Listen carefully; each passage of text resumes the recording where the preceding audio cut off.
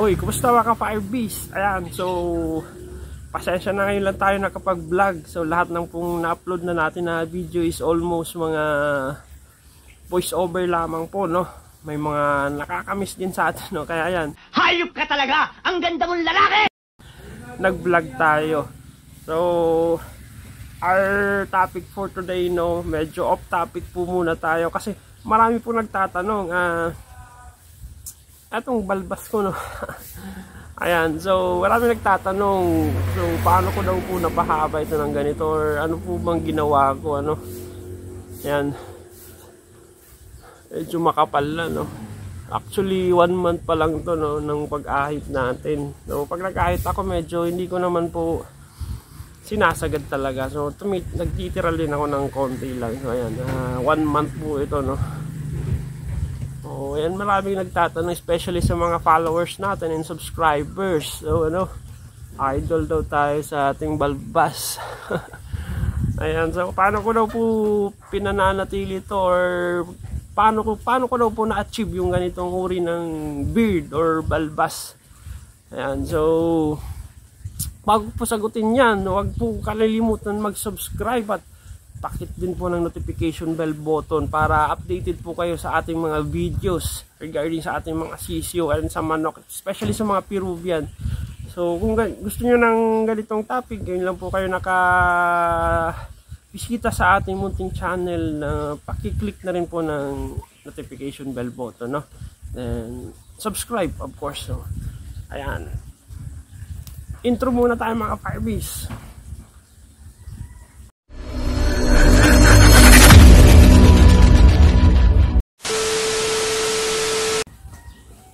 So ayun mga Firebeast, no, explain muna natin.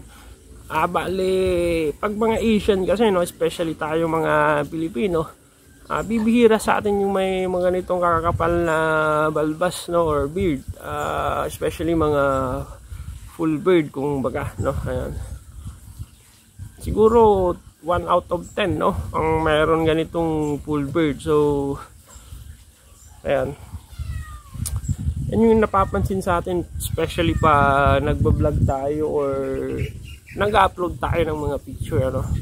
Ayan,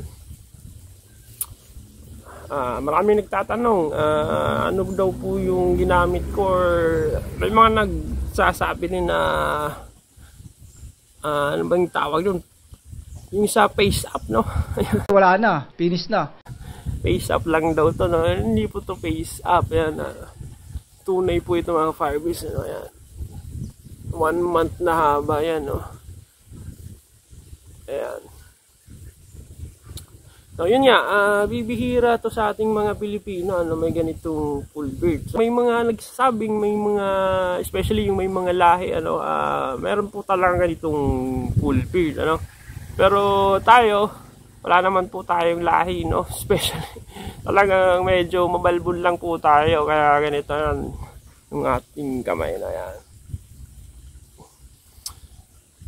Siguro sa ating ano, sa lahi, yung papa ko mabalbon din, no. Ayan, so pero hindi siya ganito kakapal yung balbas niya. So may i-share din ako sa inyo mga Firebeast, ano, may ginamit din ako mga Firebeast kung paano ko na pa full beard ito, no, kasi yung mga dati kong picture makikita nyo, no, medyo hindi pa ganito kakapal, no, medyo manipis lang po yung balbas ko dito, no. Ayan, no, ito yung picture na dati kong picture, ano. Ayan, yan po yung picture ko dati, ano, medyo bata pa tayo nyan, no. Ayan, hindi pa ganun kapal yung ating ano, ating balbas. So ito yung ginawa natin, ano, i-share ko sa inyo mga ka-Firebeast, ano, especially yung mga nagtatanong dyan kung paano ko napahaba ng ganito or napakapal ng ganito yung ating beard, na. Ayan, may i-share ko sa inyong product mga ka-Firebeast. Bali, nagamit ko siya mga siguro 3 months lang, no, 3 months lang yung paggamit ko ng product na yun mga ka-Firebeast. So effective naman, na kumapal lang ganito yung balbas ko, no. Kasi na-inspired ako sa mga ano, no, may mga especially mga foreign ano, kakapal ng mga beard nila, no? So ayan, paano ba kayo mapapakapal doon? Nag-research din ako mga ka-firebeast kasi sabi ko kanina medyo manipis yung balbas ko, no? Medyo dito lang po yung balbas ko, ganyan. Tapos hindi pa siya connected yung dito, kaya nag-research ako mga ka-firebeast. So nakapag-try din ako, no. Na-try ko siya, nakatry ko nga siya mga 3 months lang, no. So ito yung tinalabasan mga ka-firebeast. Effective talaga, kumapal siya kahit yung buko mga ka-firebeast, no. Ayan, talagang totally kumapal siya. So i-share ko po sa inyo mga ka-firebeast, ano, kukunin ko siya. Ito, wait lang mga ka-firebeast, ano, hindi ko siya na Unggong! Barinig kita sa mukha eh! Wait lang. Ito na nga mga ka-firebeast, ano, i-reveal na natin yung ating product, ano, na nagamit ko. Effective talaga siya, no. So disclaimer lamang po mga ka-firebeast, hindi ko sinasabi 100% kung gumamit kayo nito 100% magkakaganito rin po kayo, no.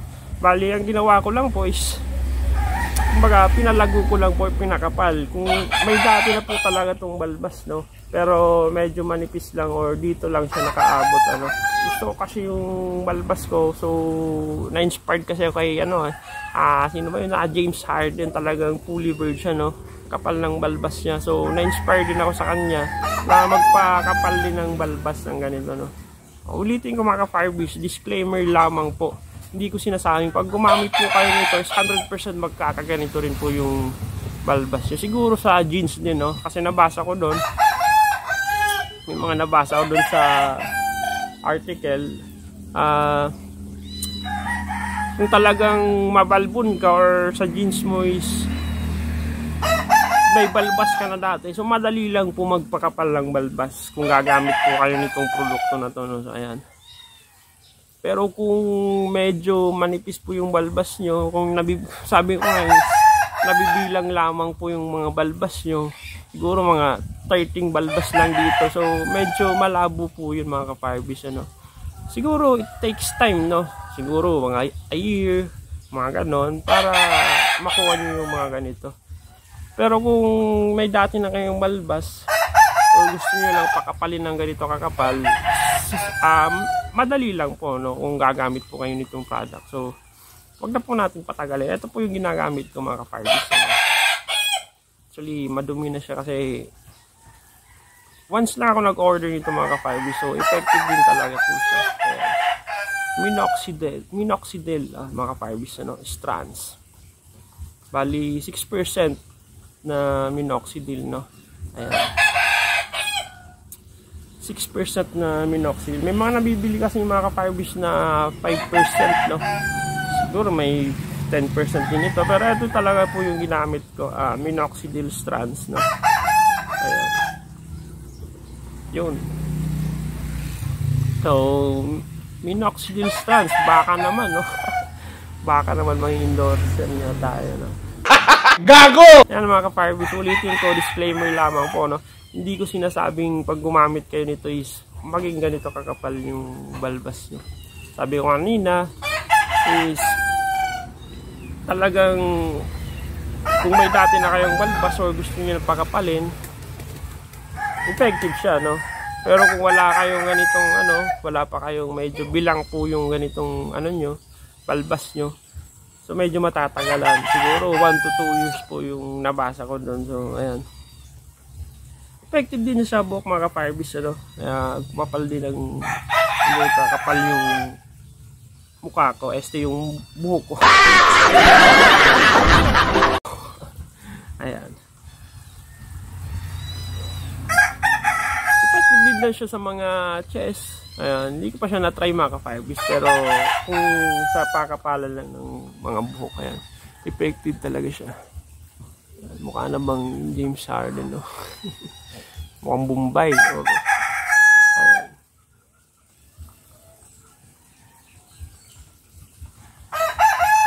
So eto, kung gusto nyo mag-order mga ka-firebeast, so may kinukunan kasi ako nito. Actually marami ko sa online, pero may mga lumalabas na fake, no.